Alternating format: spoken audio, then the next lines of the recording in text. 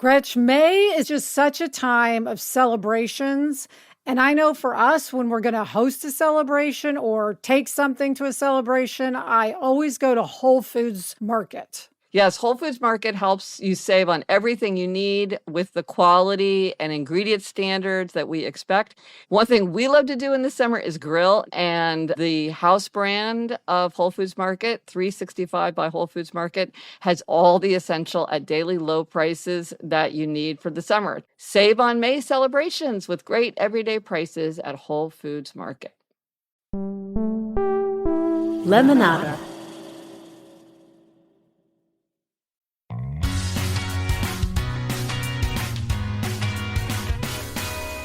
Hello and welcome to Happier, a podcast where we talk about ways to make our lives happier, healthier, more productive, and more creative. This week, we'll talk about why it's a good idea to dust it off, and we will explore an interesting question from a listener about the Four Tendencies personality framework and TV characters.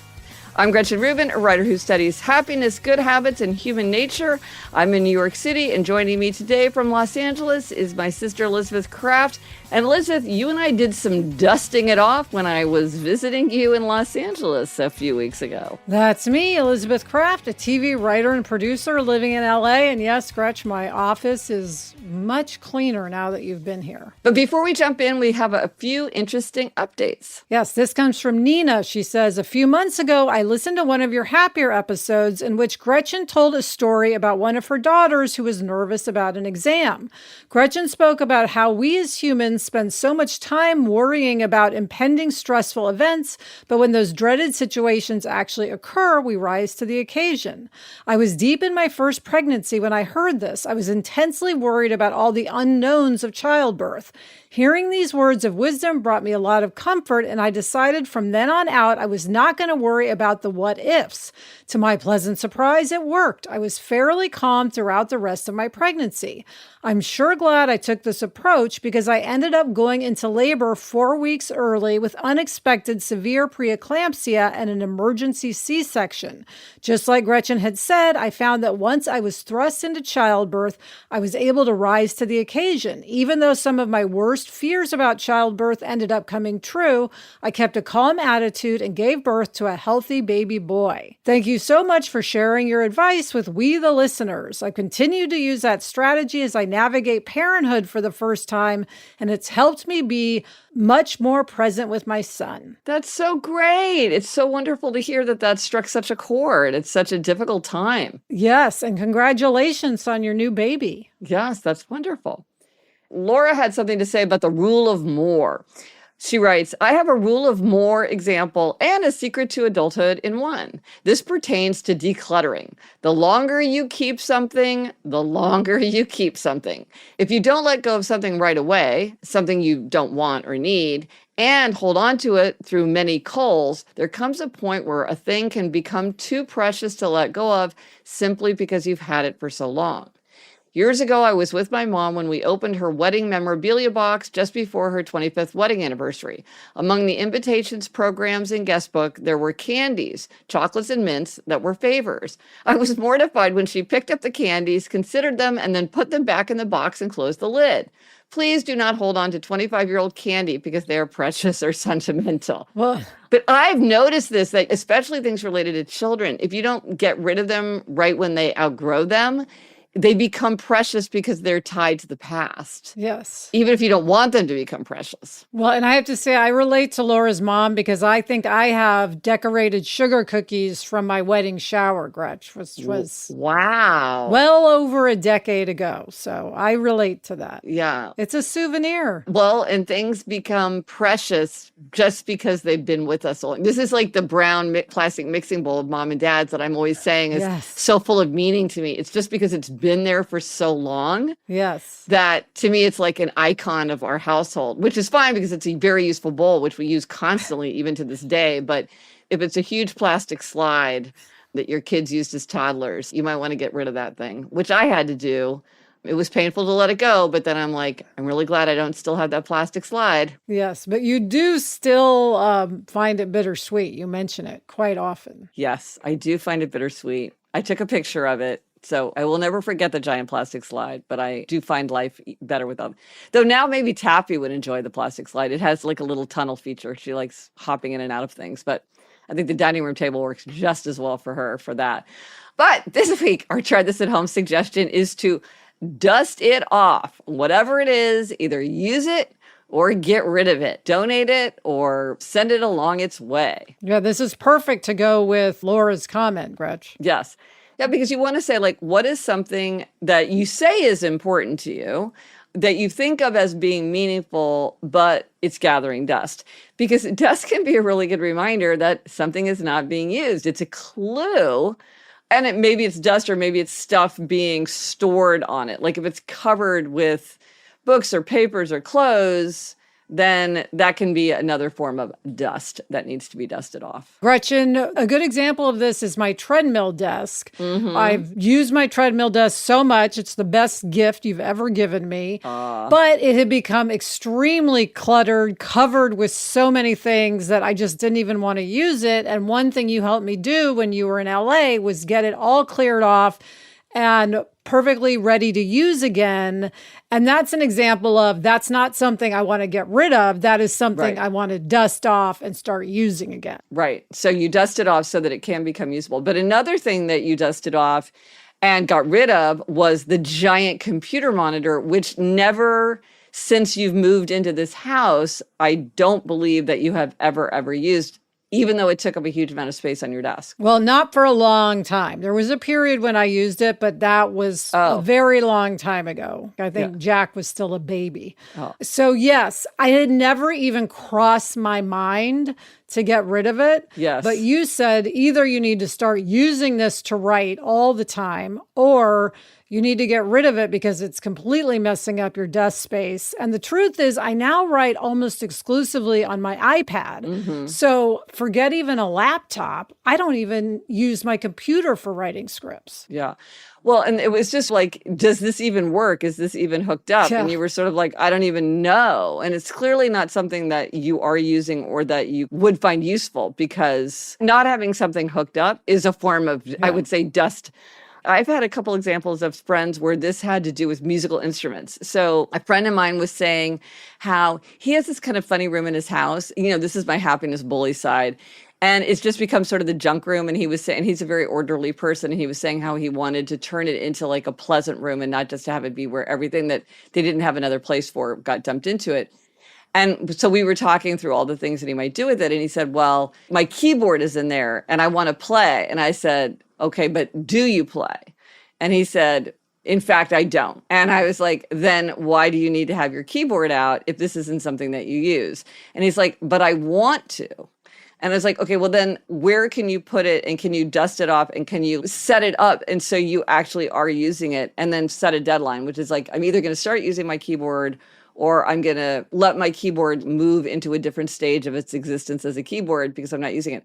And then another friend, I was at his office and he had like a regular office, like with a door that's shut and everything. And he had a full set of drums in it. And I was like, this is an unconventional choice. Why do you have a full set of drums in your office? And he said, well, I like the idea that I would be at work and I would take a little time and I would like do some drumming. And I was like, first of all, I thought, how popular is that with the other people who work near you? But even that aside, I was like, do you ever do that? And he's like, no, I never do. I'm like, it's a lot of space in your office, and it's kind of visually disruptive, I would say, to have a full set of drums there. And it was like, these things just become wallpaper dust. You don't even think, maybe I would have more room on my crowded desk if I got rid of this monitor. Or, oh, maybe my office would feel more spacious and orderly if I didn't have a full drum set in the corner. And then he was like, oh, I'm going to get rid of it right away. I think we just have to remember to do it. Yes. Well, and Gretchen, I know this is part of why you keep your watercolors front and center so that you have to use them. Yes, because I am sort of an all or nothing person. I worry about the nothing. And yeah, I took my 2 weeks off for Tappy, but then I got right back into it. And I like to do it every day because there is no dust on it. Like, it's always being used. I'm using the brush and washing the brush and drying the brush. And like, I'm wetting my palette and then my palette dries out. And I'm like using the hair dryer if I need it to dry faster. Like, everything is being used. Nothing is like languishing in a corner. And that makes me want to do it more. And again, maybe a lot of people are not all or nothing the way I am, but I feel like I would quickly abandon something if I didn't do it a lot. And you know what I can see is that, let's say I'm thinking of Sarah who likes to spin yarn. I think if she's in a phase of life where she doesn't have time, if she put that loom or whatever it is, the spinner away so that she didn't, I'm just using this as an example. It didn't make her feel bad that she wasn't doing it every time she saw it. Yet when she gets to a place where she has time or desire to do it, brings it back out, it'll feel more special, and then you'll be more likely to do it. Well, that reminds me of one of my favorite ways to complete a project, which is to abandon it, which is just to say, I'm simply not going to do it. I'm not going to finish this puzzle, so I'm going to put it all back in the box, or I'm never going to do origami, so I'm going to donate the origami paper to a school, or whatever. Is just to say, I'm going to abandon it. And what she could do is say, like, in this season of life, I'm not going to be doing it. And so instead of having it at least cluttering up her space or actively making her feel guilty, you say, maybe I'll take this out in the winter. I think that that's a really good idea, because then it's not just gathering dust in some corner, but it's like being purposefully accounted for. Yes. And then we got this interesting kind of related note from our listener, Lori. She said, I recently started a new job. In the break room, they have a community table where people put extra food or household items they want to share with others. Since starting 2 months ago, I have donated 3 different times and the items are gone before lunch.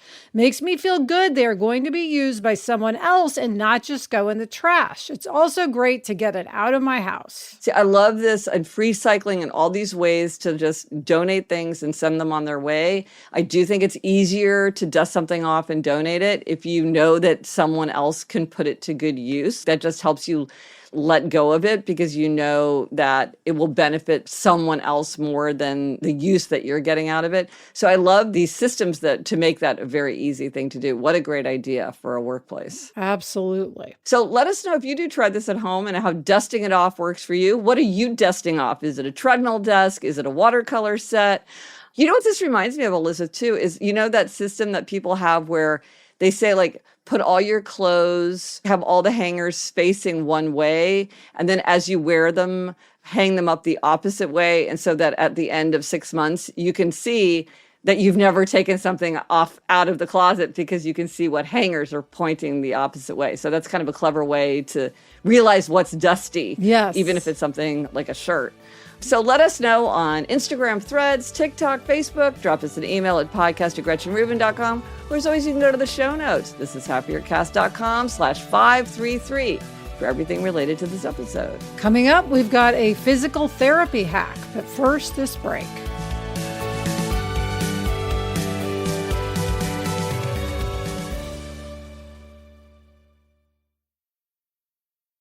Gretch, on this podcast, we talk a lot about how to make our lives happier. But you really can't pursue your happiest life if you're struggling with your relationship with food or your body. Eating disorders are a serious mental illness, and they can affect people of any age, gender, or body size. They have a serious negative impact on physical and mental health and make it pretty impossible to be, well, happy. Eating disorders can show up in a lot of different ways. It might look like restrictive eating, compulsive exercise, or feeling out of control when you eat. If you're concerned about your eating habits or you're worried about someone in your life, we wanted to introduce you to Equip. Equip is a fully virtual, evidence-based eating disorder treatment program that helps patients achieve lasting recovery at home. If you think that you or a loved one could be struggling with an eating disorder, don't wait to get help. Visit equip.health/happier to learn more. That's equip.health/happier. Americans spend an average of 90% of their time indoors, but did you know indoor air can be up to 100 times more polluted than outdoor air? Well, breathe easy with Air Doctor, the award-winning air purifier that eliminates 99.99% of dangerous contaminants like allergens, viruses, smoke, gases, mold spores, and more. Air Doctor was voted best air purifier by Newsweek, so it's no surprise that 98% of Air Doctor customers agree their home's air feels cleaner, safer, and healthier. The thing I love about my Air Doctor purifier is that unlike other purifiers, it captures invisible particles 100 times smaller than standard HEPA filters. Head to airdoctorpro.com and use promo code HAPPIER to get up to $300 off today. Air Doctor comes with a 30-day money-back guarantee, plus a 3-year warranty, and $84 value free. Get this exclusive podcast-only offer now at airdoctorpro.com. airdoctorpro.com using promo code HAPPIER. And now for a happiness hack, and this one comes from a listener who wanted to be anonymous. Yes. So, Gretchen, the hack is give physical therapy another try. And they say, a little background information. I significantly injured my hip while doing ballet in 2001, and the physical therapy I did as part of my recovery got me dancing again, but it did not help my hip pain. I lived with daily hip pain for 22 years when my new primary care doctor urged me to give physical therapy another try. After 14 weeks of physical therapy, I am hip pain free 99% of the time. As a side note, when I mentioned to my physical therapist that PT had not worked for me in the past, he told me that the field of physical therapy has come a long way in the last decade and is far more effective than it once was. This is such a good hack, Gretchen. I think thousands of people would benefit from this. Talking about having a happier life, chronic pain is so draining and overwhelming. This is a great thing to realize. You may have tried this in the past and not had good results, but it could be very worth trying again. Also, sometimes people don't really go all, I know this from my husband, Jamie. They might not have been very diligent about their physical therapy. So even at the time, they didn't get everything out of it that they might have. And so to return to it, you might get a different result. And yes, if you're managing chronic pain, that is huge. What a great suggestion. Yeah. And I think people can get very resigned and stop trying. So it is so worth it to do whatever you can to feel better. Great hack. Okay, Gretchen, it's time for a secret of adulthood. Yes, this is a secret of adulthood that I love, and it really helps with making decisions. This, I would say, is the secret of adulthood that I regularly consult in my own head. And that is, when in doubt about how to spend our time, energy, or money, spend it on relationships. And you know me, I don't like errands and scheduling and hassle and planning and all that. So for things like, should I go to my college reunion? I always say, well, is it worth it to me to spend my time, energy, and money on relationships? Will this help me do that? And I will this is a really good way to spend my time, energy, or money because it goes directly to relationships. Or my high school friends are we need to pick a weekend to try to get together. And that's always sort of a hassle, but it's use that time and energy because it's going to go straight to these important relationships. Yes, Gretch, I know anytime I spend my time, energy, and money on relationships, I feel rejuvenated. Well, and you can imagine how this could come up because one thing that is happening for me is because I'm doing watercolor every day and I'm talking about it. A friend said, hey, I heard about this 1-day sketching and painting class in Brooklyn. I'm going to do it. Do you want to do it too? And I was like, yes, indeed, I do, because not only is it watercolor, but I'm going to do it with a friend and I'm going to probably meet a bunch of new people and to get the energy that comes from both exploring in New York City, but also talking to people who are interested in something that I'm interested in. And so it's a good way to think about it. Whereas it's oh, should I buy another black cardigan? Right. Maybe if you really need a black cardigan, but probably using that money towards something that went to relationships might make me happier. Yes. Sometimes you need a black cardigan, but I just find that I often am consulting this in terms of well, is this thing worth it? I mean, that's one of the things about getting a puppy. It's the time, energy, or money, because having a new dog is a really, really significant relationship. That's what's going to happen if we get taffy. And of course we have. And that has been the basis, Gretch, of all of your work. You have found that relationships are the thing that matters most. Relationships matter the most. And now for a listener question. Elizabeth, this is a question that touches on both of our fields of expertise. Yes, this comes from Gina. She says, just listen to the recent Little Happier about the aphorism of the engineer interview in Better Call Saul. Oh, and I'll just explain, and I'll put a link in the show notes. This was a Little Happier story that I told about a scene from Better Call Saul where Gus and Mike interviewed two structural engineers to build the underground meth lab. And so I talk about why I think that was such a compelling teaching story. I'll put a link in the show notes to anybody who wants to listen to that. Gretchen briefly notes that there are clear examples of the four tendencies in the characters, which made me wonder how. How are fictional characters developed with such clear personalities that fit within the four tendencies framework? I wonder how fiction writers of all types throughout time manage to write characters that are so relatable and fit within the framework, perhaps long before the tendencies revealed themselves in this manner to Gretchen, or without knowing about the tendencies themselves. As you two have discussed in many different episodes, examples abound in literature, TV, and film. It feels like a hidden in plain view phenomenon. This is probably a question as much for Liz, being a TV writer, as it is for Gretchen, being the creator of the Four Tendencies. I'd love to hear what you two think about this.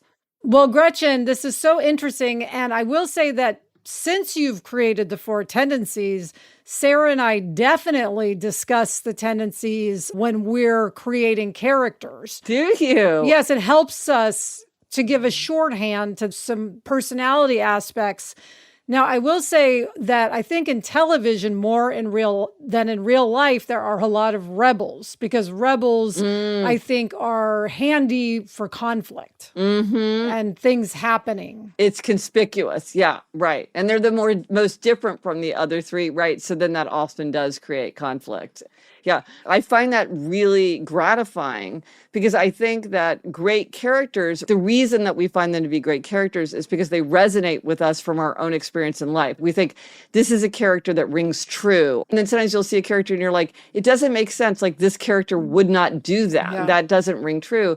And so when I see the Four Tendencies, it's like, you don't even need to know about the Four Tendencies for the Four Tendencies to shine through with something like Better Call Saul, because these are such consistent patterns in human nature that people who are very perceptive about human nature pick them up, even if they don't know the framework and the language and the vocabulary that I've put around them. Like The Office, I'm like, I can tell you the tendency of everybody in The Office, except for like 3 people, because they just fit. Well, Gretch, I'll say if anybody wants to see a great example of obliger rebellion, watch the Desperate Housewives pilot. Bree in that has a major episode of obliger rebellion. And does it present the classic indicia? Yes.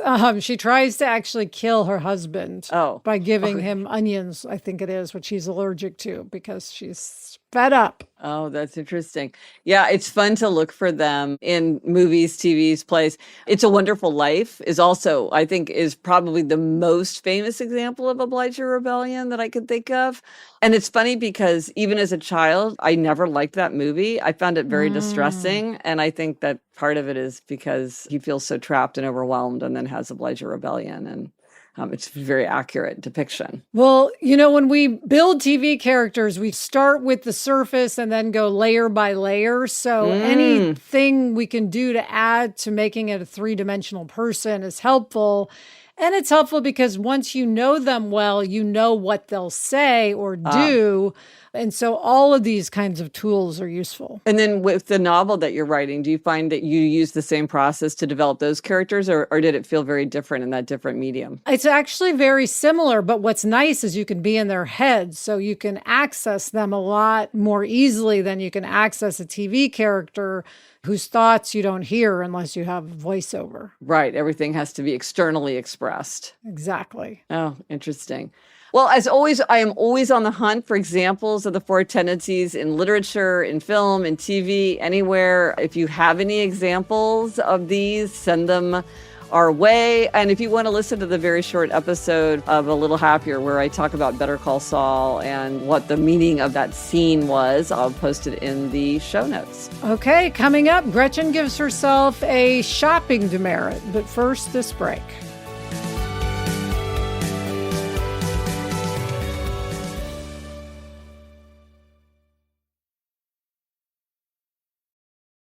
Hey, Julia Louis-Dreyfus here. If you listen to me on my Wiser Than Me podcast, you probably already know that I'm an investor and an evangelist for the Mill Food Recycler.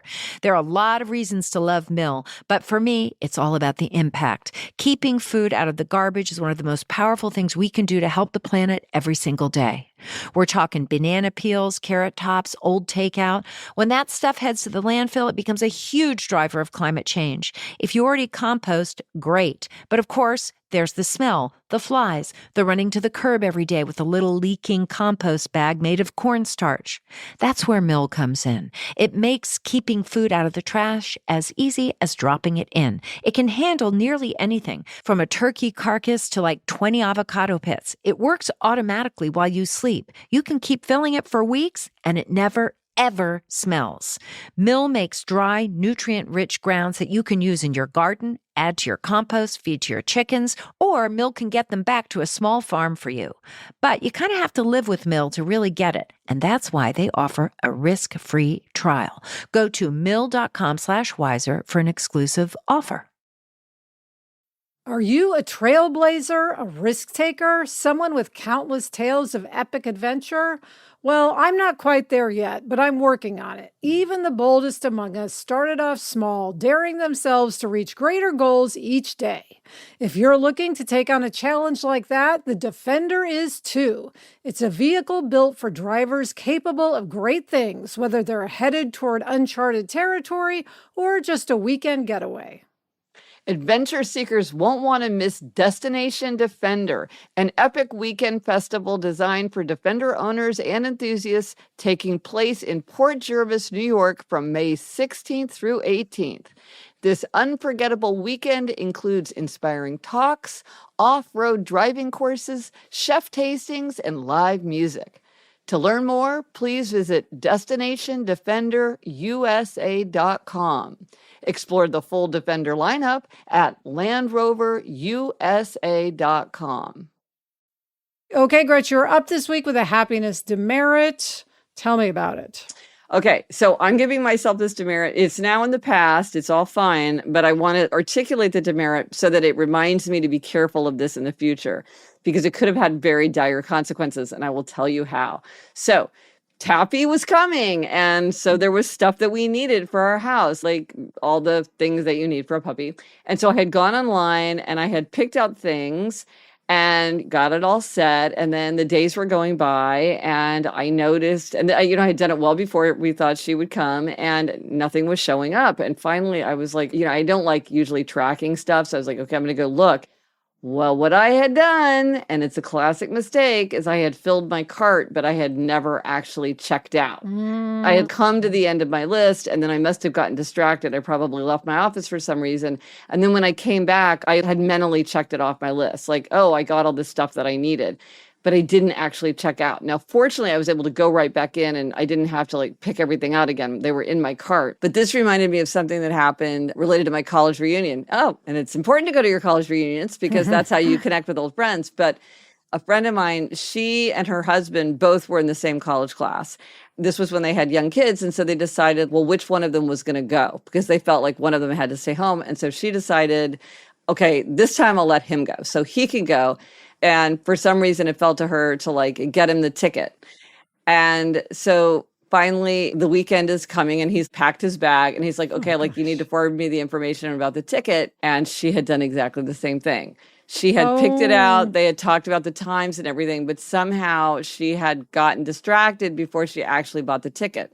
So she hadn't bought him an airline ticket. And so to fly across the country was just exorbitantly expensive. And so he couldn't come. Oh, bummer. And it was just sad because they had gone through this whole process. Yes. And I understand even more thoroughly how that could happen. And so it's one of these things. If you hear a cautionary tale, maybe you will save yourself some hassle. And maybe I will save myself some hassle by making sure that you go all the way through the system if you need to do it. So that is my demerit. Elizabeth, what is your gold star? Take us up. Well, Gretch, I'm giving you a gold star because I think you're handling the whole state of being a new puppy person very well. I know that you like your order, you like your routine. Yeah, And I do. I know that having taffy does throw it up in the air a bit. And I think you're staying very calm throughout this. I don't know that Jamie would 100% agree with you. I think he would say, I'm doing okay.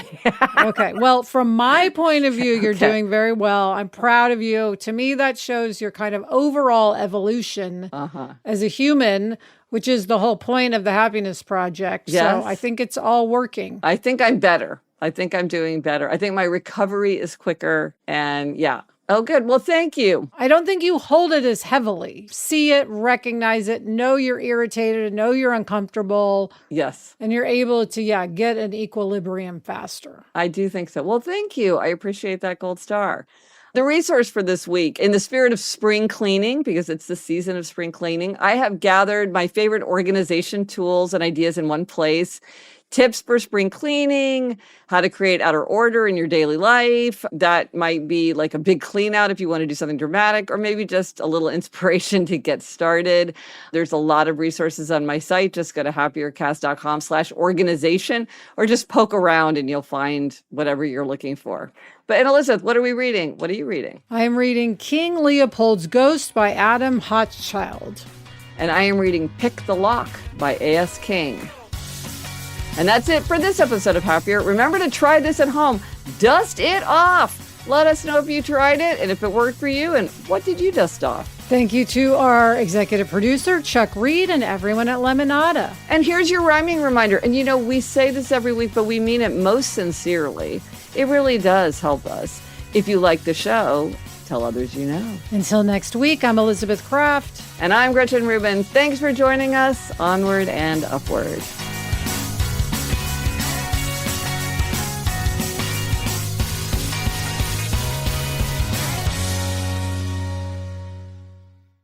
So, Elizabeth, how are you liking your desk without the monitor? Do you notice it, or like you don't even register any difference? No, it is a huge difference, Gretch. It's a game changer. I feel like I Why? have so much room. I feel like it all makes sense. You were absolutely right. I resisted you, but you are 100% correct on that one. The thing is, it took up a lot of visual space. Yes. It took up surface space, so you were crowded forward, but it's also like a big looming thing right in front of Yes. you. It was like the Empire Death Star in front of me. So I'm Right. much, much better off without it. I get such a vicarious buzz.